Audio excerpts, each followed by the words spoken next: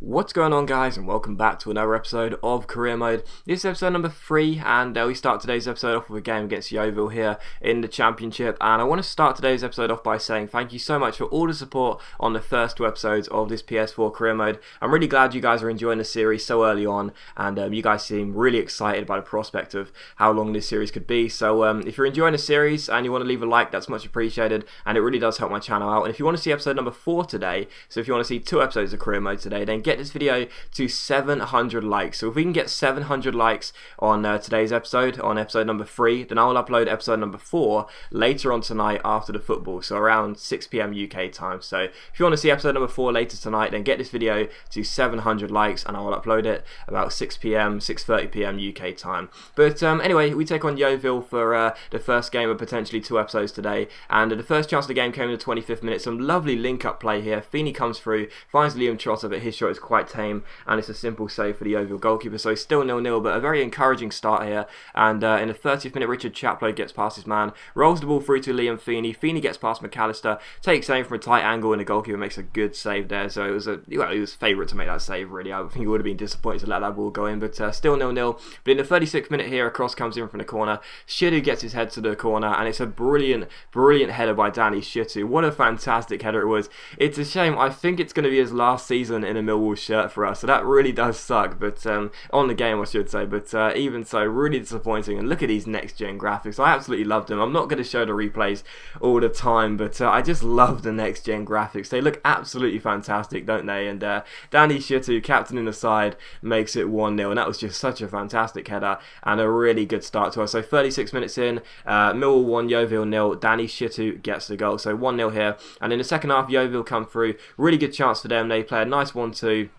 And sadly, the finish is past David Ford. So that was a bit of a weak goal to concede, to be honest. Our defence kind of just parted through the middle there, and it was a simple finish for the man running in. Lundstram was that, who ran in there and scored. So a bit of a disappointing goal to concede there. That was a weak goal to concede, really. So 1-1 here. Yeovil back on level terms. And in the 67th minute, Mark Beavers gets onto the ball, flicks it over his head, but as you can see here, Shane Lowry went for a header, and sadly he stayed down and he was injured, and we had to sub him off. So that was a bit disappointing there, because I never like to see a player get injured. And again, this is exactly what I've been saying in the first 2 episodes. This is why we need a big squad, because if we have any injury crisis whatsoever, the Championship is a long and hard season, and we are going to be screwed without enough cover in those positions. So Lowry goes off injured, and in the 78th minute here, a good chance for us. Keogh finds Marcos Lopez, plays to Liam Feeney. Nice little 1-2 between those two. Marcos Lopez runs through, the man on loan from Man City, but his shot goes wide of the post. So I read a couple of comments on episode 1 saying I should call him Ronnie. Apparently that's his nickname. Is that true? Is that true? Is his nickname Ronnie? I don't know. So let me know if that's true, because if that's false, I don't want to sound like an idiot. But even so, still 1-1. And in the dying minutes here, Carrasco comes through, finds Jimmy Abdu, but his shot is well saved. And Yeovil do manage to get the ball away, and it does finish 1-1. So I think that game was really disappointing, to be honest. We should have won that game. We had the lion's share of chances once again. We dominated really in terms of how many shots we had compared to theirs, and we should have won the game. We had some good chances there. We had a couple of good one-on-ones, and we didn't take them. And it's not a bad result. We're still unbeaten. That's the most important thing. But we probably should have got a win, in fairness. And that's 2 points dropped. That's 2 points dropped. It should have been 3 points. We only got 1. That's 2 points dropped. There's no other way of looking at it, really. But Lowry is, of course, going to be out for 8 days. He did get an injury there. And Liam Trotter says he's relieved because of apparently he had worries that we were going to replace him, and I was like, mate, I love you. I love Trotter. I think he's great. But even so, 1-1 was the Yeovil score. Lowry got injured. Trotter's happy, and that's all good news for us. And the second game of today's episode is away at Hillsborough to take on Sheffield Wednesday.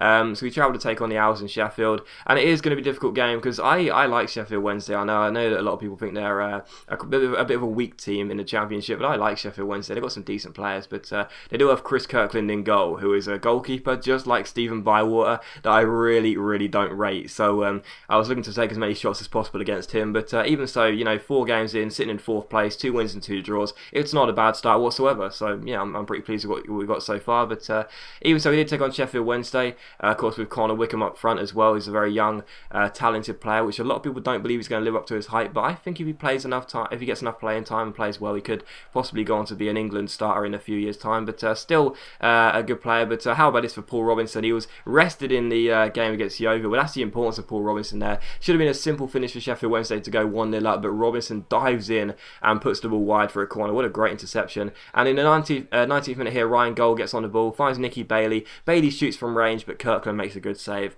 and it is still 0-0. But just a few minutes after that here, Carrasco gets on the ball, chips it through to the other new signing, Ryan Gold. It comes to Steve Morrison. Morrison gets past his man with a lovely piece of strength and persistence, goes down the left-hand side, real good chance here. He's got 2 men to aim at, including Ryan Gold, who sneaks to the back post unmarked, and it's a lovely scissor kick finish by our new signing, our new little signing, I should say. He's only 5'4", and it's a really, really good finish as well. Lovely little Di Canio scissor kick there into the back of the net. He was unmarked, but even so, it's a really good finish, and we go 1-0 up. And again, I had to watch the replays of this because the next gen animations on the replay just look so cool. A fantastic scissor kick by Ryan Gold, and yeah, he's a player that should be known for getting assists, not goals. But even so, what a finish that was. And we go 1-0 up, and Chris Kirkland was like, "Yes, you're right. I'm not that good of a goalkeeper." But even so, 1-0 to us. Gold gets us off and underway for his first goal in a Millwall shirt, and I'm very happy about that. But in the 31st minute here, once again, Gold gets to the ball. Quick pass to Nicky Bailey. Bailey plays it out wide to Liam Trotter. Trotter chips it over the top towards Steve Morrison. Great chance for us here. Morrison goes through 1-on-1, but this time Chris Kirkland makes a very, very decent save, and it's still 1-0. And in the 33rd minute here, we get onto the ball. Liam Feeney finds Nicky Bailey. Bailey shoots, and Chris Kirkland, well, I mean, let's be honest, he should have saved that one. I mean, you know, there wasn't really much you could do about Ryan Gold's finish from close range, but that was a really weak attempt by Nicky Bailey, and Kirkland should have stopped that one, but he didn't, and it's 2-0 to Millwall, and I was very happy indeed. And in the 45th minute here, Ryan Gold gets on the ball. Lovely piece of skill there, gets past his man, shoots from range, but that's a comfortable save for Kirkland, and he does make it, and it is 2-0 as we go into the break at half-time. In the 64th minute, however, Sheffield Wednesday came through. Buxton crosses the ball in, and Connor Wickham gets an assist, who have a lovely header across the face of goal. And Sheffield Wednesday's number 9 puts the ball past David Ford and makes it 2-1 here. So Wednesday back in the game. A bit of a scrappy goal to concede, really. Weren't really good enough and strong enough in the air, and sadly it was 2-1 here. But once again, the AI on Legendary, man, they just don't press hard enough. You know, they just seem to pass the ball around way too much, don't create enough chances, and we had a chance to cap the game off and wrap the game off in the final few minutes, but Morrison's finish went wide. But it did finish 2-1, so it's another win for us. It's now 3 wins and 2 draws in the league after the first 5 games, so a very, very positive start, and a very good win away here in Sheffield. So a very decent performance for us, and a very decent 3 points. But straight after that, we had the transfer deadline day. Here, as you can see, transfer deadline day. Now, I wasn't really interested in too many players here, to be honest, and there was only 1 or 2 I was really interested in. Bakary Sacco is one of those players who currently plays for Wolves in League One, and I don't think this guy will look out of place in the Premiership whatsoever. So Sacco coming to Millwall would be really good news for us, but we'll have to wait and see whether we can pick him up. We've only got 1.1 million on our transfer budget and 14 grand on the wage. Unless we can steal a deal, you know, with like just a few £100,000, we're not going to be able to afford him. So I don't think we're going to get Sacco. But Nyland is a goalkeeper that plays for Molde in Norway. He's a Norwegian, and he's a very, very talented young goalkeeper. I watched this guy in the under-21s. He looked very, very comfortable. So I think getting Nyland would be good for us, and possibly looking to shift on David Ford, because although Ford is a good goalkeeper, he is 33 years old, and let's face it, EA just decline all the attributes when players get over 30, and I think Ford's only going to have 1 or 2 seasons left anyway, so possibly replacing Ford and getting Nyland in for the long-term future. You know, out with the old and with the new, that's the saying, but we'll wait and see. I don't know whether we're going to be able to get him or not. You know, maybe I'm overspending, but personally thinking, I think Nyland's going to be about the same rating as Ford, which is 68, 69, and he's going to have higher potential, obviously. I think he'll have probably mid to high 70 potential, so Nyland coming in will be really good. And again, with Sacco, it doesn't look like it's going to happen. I decided to request some funds as well, see if the board would give us some money, but they're not going to do it, obviously, because we've only just came here, and it'll be very doubtful that they would accept that fund request. But even so, we once again had rejections for Nyland and Sacco, and we upped the Nyland bid to £800,000 plus David Ford, 850,000 plus David Ford, because that's not a bad deal. But it may seem like I'm overspending here, you know, for a young goalkeeper, but I think he's going to have some decent potential. I think he's going to be about the same rating as David Ford, so I'd be happy with that deal, to be honest. And it does get Ford out of the club, who, like I say, I like David Ford, I really do, but I think he's only got 1 or possibly 2 seasons left in him, so you know, just getting a new player for the future would be better for us, really. And even if it does mean having to sell one of our original players, and obviously a very comfortable goalkeeper in David Ford, I'd still prefer to do it. But also we give all the money we've got for Bakary Sakho, because it's not going to happen. We're not going to get hold of him, and we'll just wait and see. We'll wait for the rejection, and that'll just confirm we can't do anything else. But Tom Bender might be on his way out. And the last player I was looking at was Gabriello Burton. The only reason being is because he's got 4-star skills and decent pace. Now I know he's not a very, very good player. I know he's a bit of a flop, some people would say, which, let's be honest, he probably is. But even so, quite some decent pace and 4-star skills on a wing wouldn't be too bad, really. And we'll wait and see what happens there. I mean, it may seem like a bit of a stupid transfer, really, because I know a lot of people don't like him. But in terms of FIFA, he's quite a decent player. But we'll wait and see.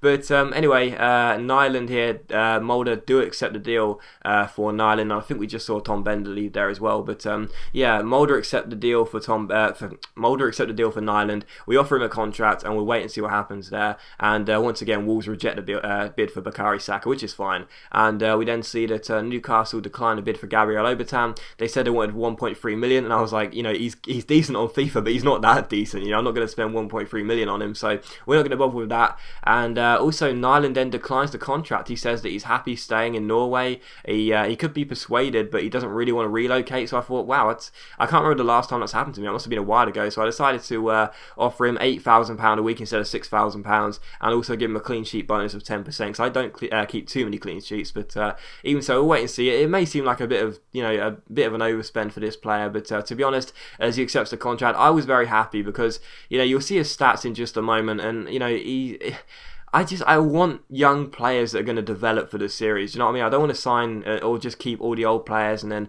they kind of just grow and then they just stop growing and then they decrease in terms of attributes. We need some good young talent, and I think Nyland's going to be a good goalkeeper for us.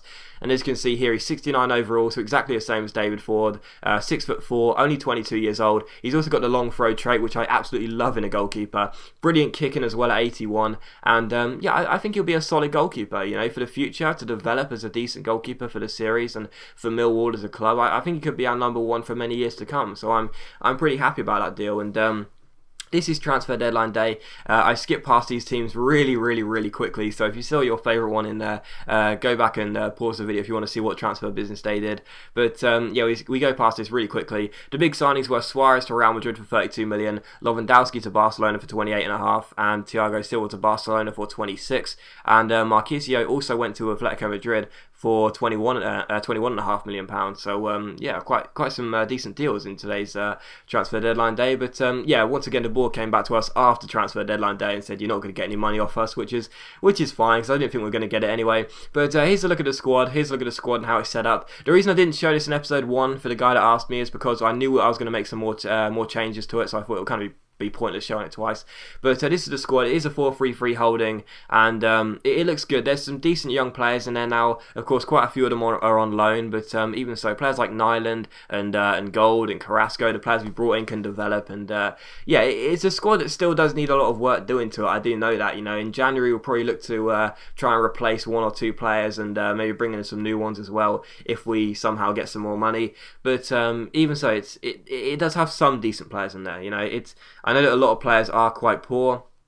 A lot of players are advancing in terms of age, but even so, it's still got some decent players in there, and some decent players which could be vital for us to try and acquire a playoff place come the end of the season. But this is a squad report, and a reminder for those of you that are new to this series to let you guys know, squad reports and the full league table are shown at the start of every single month. So at the start of every month, you will get a squad report and the league table. That's when they're shown, so you don't need to comment on every episode saying when you're going to show a squad report, when you go and show a league table. They come out at the start of every single month. So there you go. Hopefully that clears that up. And here's a look at the league table. We're in 3rd place with 5 games gone, 3 wins and 2 draws. I know you can't really take too much of this table into heart, really, but even so, it's a very encouraging start, and I'm very happy with it. And as always, guys, a big thank you for watching today's episode. I really hope you enjoyed it. Don't forget, 700 likes, and I'll upload episode number 4 after the football later on tonight. And hopefully, I'll see you for that episode later on tonight.